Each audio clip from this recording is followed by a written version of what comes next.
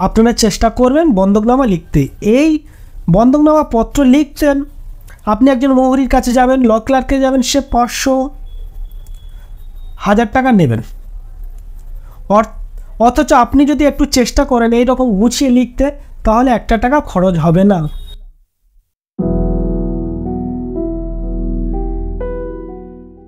প্রিয় দর্শক বন্ধুরা, সবাই কেমন আছেন? আশা করি ভালো আছেন। আজকে এই ভিডিওতে যে বিষয়টি আমরা শিখব বা জানব, যে বন্ধকনামা পত্র কিভাবে লিখতে হয় বা লেখার নিয়ম কেমন বা এর সহজ সরল কৌশল কেমন। তো বাংলাতে আমরা বন্ধকনামা বলে থাকি, ইংরাজিতে মর্গেজ বা এগ্রিমেন্ট।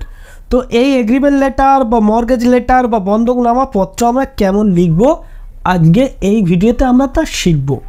তো আমি চেষ্টা করব অবশ্যই খুব সহজ সরলভাবে আপনাদের সামনে তুলে ধরা। তো হেডলাইনে আমরা কী দেবো? হেডলাইনে আমরা বন্ধকনামা পত্র, ডান দিকে উপরের ডান দিকে তারিখ দিচ্ছি, অর্থাৎ যে তারিখে এই বন্ধকনামা পত্রটি লেখা হচ্ছে। তো বন্ধকনামা পত্রটি আমরা কার উপরে করছি? জমির উপরে, ঠিক আছে। তো যে জমিটির উপরে বন্ধকি হচ্ছে সেই জমির ডিটেলস এখানে দিতে হবে। মৌজার নাম, থানা, জেলা, জমির পরিমাণ, মানে কতটুকু অংশ বা কতটুকু পরিমাণ বন্ধকে দেওয়া হচ্ছে সেই পরিমাণটা এখানে লিখতে হবে। বন্ধকি মূল্য, মানে কত টাকার বিনিময়ে বন্ধকি মূল্য জমিটির তা হস্তান্তর হচ্ছে সেই পরিমাণটা এখানে লিখতে হবে। তো ভিউয়ার্স, এখানে আমি একটু সংক্ষেপে আপনাদেরকে বোঝাই, তাহলে আরও সুবিধা হয়ে যাবে। বিশেষ করে যাদের এই সম্পর্কে কোনো আইডিয়া নেই, আপনার যদি এক্সপিরিয়েন্স থাকে, অভিজ্ঞতা থাকে, আপনি অবশ্যই ভিডিওটি স্কিপ করতে পারেন। ভিডিওটি আমি সাধারণত নতুনদের উদ্দেশ্য আজকের এই ভিডিওটি উপস্থাপনা করছি। এই একটি জমি,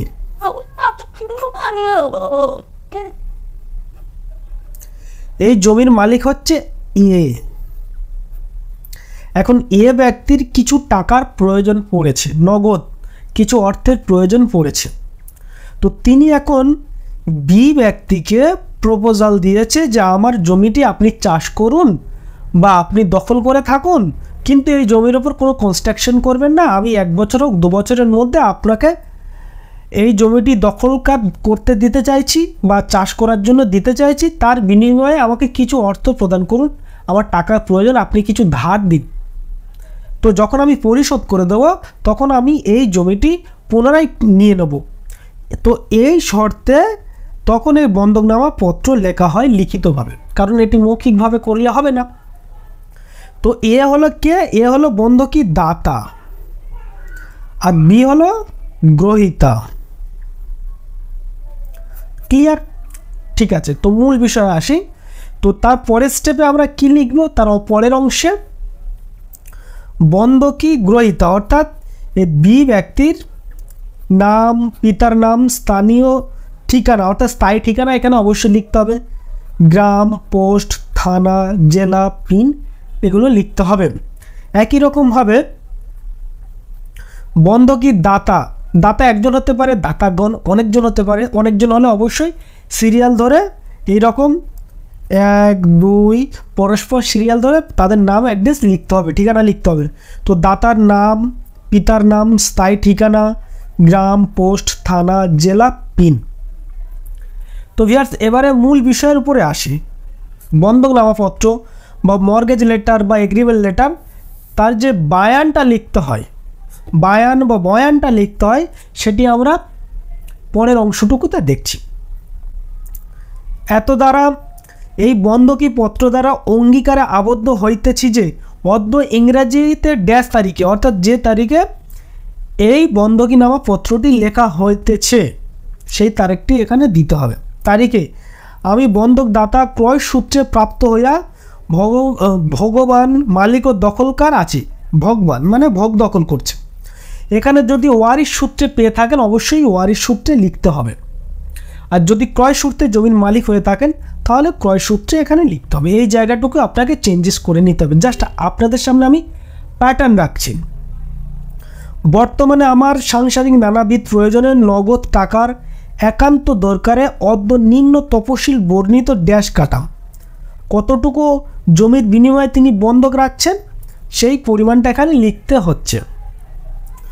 তো হ্যাঁ, কি বলছিলাম, অদ্য নিম্নে তফসিল বর্ণিত ড্যাশ কাটা জমি আপনার নিকট বন্ধক রাখার প্রস্তাব করায় আপনি তা বন্ধক লইতে ইচ্ছুক হওয়ায় আপনি গ্রহীতার অর্থাৎ বি নিকট হয়তো বন্ধকি মূল্য মানে যত টাকার বিনিময়ে বন্ধকি হচ্ছে ওই জমিটি, এত টাকা নিম্নলিখিত সাক্ষীগণ, ইয়ার্স এখানে সংখ্যায় লিখবেন, ব্যাকেটে কোথায়ও লিখবেন, নিম্নলিখিত সাক্ষীগণের মোকাবিলায় নগদ টাকা বুঝিয়া পায়া অঙ্গীকার স্বীকার করিতেছি উক্ত বন্ধকি ভূমি আপনার দখলে ছাড়িয়ে দিলাম।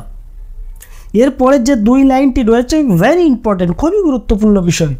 আপনি একটু মনোযোগ দিয়ে এই বিষয়টি দেখুন, তারপরে নিজে নিজে ঘরে প্র্যাকটিস করবেন এইরকম বন্ধকি পত্র লিখতে। বন্ধকি ভূমিতে অর্জিত ফসল না থাকাকালীন আপনার দেওয়া বন্ধকি সাকুল্য টাকা মানে সম্পূর্ণ টাকা একযোগে ফেরত দিলে উক্ত বন্ধকি ভূমির সমস্ত দাবি দাওয়া ছাড়িয়ে দিতে বাধ্য থাকিবেন। ভিউয়ার্স, এই জায়গাটা, এই যে লাইনটি খুবই ইম্পর্টেন্ট। এই জমিটি বন্ধক দিয়েছে কাকে? বিকে। বি এখন এখানে চাষ করছেন, তো ইতিমধ্যে এই জমির ওপর ফসল রয়েছে। বিকে বলছে আমি যে টাকাটি আপনার কাছ থেকে নিয়েছিলাম সেই টাকাটি এখন পরিশোধ করে দেব, আপনি আমার জমিটি ফেরত দিন। এটা কিভাবে সম্ভব? যেহেতু বিয়ের এখানে ফসল রয়েছে, সেই জন্য এখানে অঙ্গীকার করতে হবে, প্রতিশ্রুতি দিতে হবে লিখিতভাবে যে যতদিন চাষ বা ফসল থাকবে এই জমির উপরে তখন জমিটি পুনরায় ফিরে পাবেন না। যখন ফসল উঠে যাবে আর টাকা পরিশোধ করে দেবে, ফাঁকা মাঠ খালি জমি পড়ে থাকবে, সেই সময় পুনরায় এই জমিটি পাবে।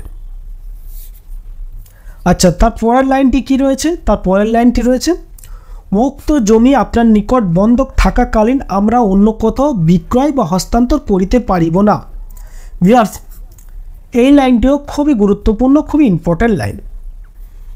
জমি বিকে দিয়েছে, কি দিয়েছে? বন্ধক দিয়েছে, টাকার বিনিময়ে, মানে ধার নিয়েছেন, ঋণ নিয়েছেন। তো ইতিমধ্যে যদি চুরি করে আবার কাউকে দলিল করে দেয়, এই জমিটি বিক্রি করে দেয়, সেল করে দেয়, মনে করুন সেল করেছে সি ব্যক্তিকে, তাহলে সি কিন্তু এই জমিটি দখল করতে যাবে, আর গিয়ে দেখবে বি দখল করে বসে আছে। বি এর কাছে রয়েছে বন্ধক আর সি এর কাছে রয়েছে রেজিস্ট্রিকৃত দলিল। এখন সি আর বি এর মধ্যে ঝামেলা, মারপিট বেঁধে যাবে। তো এই জন্য কে পূর্বের জমির মালিককে এখানে লিখিতভাবে অঙ্গীকার করতে হবে তিনি যতদিন এই জমি বন্ধক থাকবে বি এর কাছে তিনি কোনো রকমভাবে এই জমি অন্য কাউকে পুনরায় বন্ধক দিতে পারবে না, সেলও করতে পারবে না বা দানপত্র করতে পারবে না। আচ্ছা, তার পরের লাইনে কি রয়েছে? আর যদি আমি বা আমরা বন্ধকি টাকা ফেরত প্রদান করিতে কোনো প্রকার অব্যাহতি করি, অব্যাহতি মানে ওই তালবাহানা অজুহাত, তো অব্যাহত করি, তাহলে আমার বিরুদ্ধে আইনানুগ ব্যবস্থা গ্রহণ করিয়া টাকা ফেরত লইতে পারবেন। এই মর্মে অত্র বন্ধকনামা পত্র সম্পাদন করিলাম। ইয়ার্স, বন্ধক নামাপত্র বা মর্গেজ লেটার বা এগ্রিমেন্ট লেটারের বায়ান বা বয়ান এই রকম খুব বেশি করতে হবে না, অনেক কঠিন শব্দ চয়ন করতে হবে না, সহজ সরলভাবে বোঝানোর চেষ্টা করবেন বা লেখার চেষ্টা করবেন। আচ্ছা, এই ডান দিকের নিচে ইতি অর্থাৎ যিনি দাতা তিনি এখানে স্বাক্ষর করবেন এবং কমপক্ষে 3 জন 1 2 3 3 জন সাক্ষীগণের সিগনেচার বা সই বা স্বাক্ষর নেবেন। আচ্ছা, তার নিচের যে পার্টটি এটি খুবই ইম্পর্টেন্ট। বন্ধকি জমির তফসিল অর্থাৎ যে জমিটির বিনিময়ে অর্থ নিচ্ছেন, জমিটি বন্ধক দিচ্ছেন, সেই জমির ডিটেলস এখানে দিতে হবে। কী কী দিতে হবে? জেলার নাম, থানা, ব্লক, কোন মৌজার অন্তর্গত জমিটি রয়েছে, জমি, দাতার খতিয়ান নম্বর, দাগ নম্বর, যে দাগটি বন্ধক দেওয়া হচ্ছে সেই দাগ নম্বর এখানে লিখতে হবে। মোট পরিমাণ মানে জমির মোট পরিমাণ কত? মনে করুন জমির মোট পরিমাণ 20 কাঠা, ঠিক আছে, 20 কাঠা। যদি সম্পূর্ণ 20 কাঠা বন্ধক দিয়ে দেয় তাহলে এর বাকি অংশটুকু আর লেখার প্রয়োজন নেই। যদি 20 কাঠার মধ্যে কম দেয় তাহলে কি আরেকটি পার্ট বাড়বে বা অংশ লিখতে হবে, আরেকটি লাইন লিখতে হবে আপনাকে যে বন্ধকে ধার্য পরিমাণ, মনে করেন 20 কাঠার থেকে 10 কাঠা দেবে, তাহলে এখানে এই লাইনটি লিখতে হবে বন্ধকি ধার্য পরিমাণ, মানে যতটুকু জমি তিনি বন্ধকি দিতে চাইছেন সেই পরিমাণটা লিখতে হবে। আর যখন এই পরিমাণটা লিখবেন তখন চৌহদ দিয়ে অবশ্যই আপনাকে মেনশন করতে হবে। কেন মেনশন করতে হবে? মনে করুন এই একটি জমি,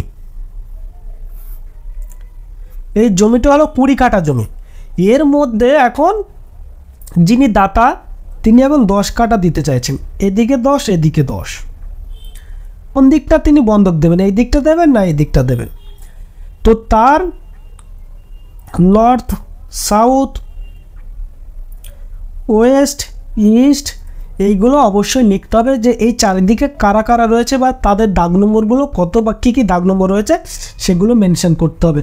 নাহলে যখন মনে করুন এই অংশটুকু বা এই জমির পরিমাণে ভালো চাষ হয় না, এই দিকটা ভালো চাষ হয়, এখন বন্ধক দেওয়ার পরে যিনি বন্ধক নিয়েছেন তিনি যখন এখানে চাষ করতে আসছেন, যে দিকটা ভালো চাষ হয়, পূর্বের মালিক তিনি বাধা দিচ্ছেন, না আপনাকে তো এইদিকে দিয়েছে, আপনাকে এইদিকে আমি বন্ধক দিইনি, এই নিয়ে দুজনের মধ্যে ঝামেলা সৃষ্টি হবে। সেই জন্য অবশ্যই চৌহদ্দি মেনশন করবেন। জাস্ট ভিডিওটি আর লম্বা করলাম না, আমি চেষ্টা করলাম খুব সহজ সরল ভাষায় আপনাদের সামনে যে কীভাবে বন্ধকনামা পত্র লিখতে হয়, তার লেখার নিয়ম কেমন, বায়ান কেমন লিখবেন বা বয়ান কেমন লিখবেন, তার ডিটেলস, গ্রহীতার, দাতা, তাদের নাম অ্যাড্রেস লিখতে হবে, তারপরে জমির তপশিল লিখতে হবে। এইভাবে আপনারা চেষ্টা করবেন বন্ধকনামা লিখতে। এই বন্ধকনামা পত্র লিখতেন, আপনি একজন মোহরির কাছে যাবেন, ল ক্লার্কে যাবেন, সে 500-1000 টাকা নেবেন। অথচ আপনি যদি একটু চেষ্টা করেন এইরকম গুছিয়ে লিখতে, তাহলে 1 টাকা খরচ হবে না, কোনো খরচ না হয়ে আপনি আপনার নিজের বন্ধকনামা পত্র লিখতে পারেন। তো ভিউয়ার্স, এই ভিডিও দেখে অবশ্যই আমি আশা করি অবশ্যই আপনি উপকৃত হয়েছেন। যদি ভালো লেগে থাকে ভিডিওটি লাইক করবেন, আপনি যদি নতুন হন তাহলে এই চ্যানেলটি সাবস্ক্রাইব করে রাখবেন। সবাই ভালো থাকবেন, সুস্থ থাকবেন, ধন্যবাদ।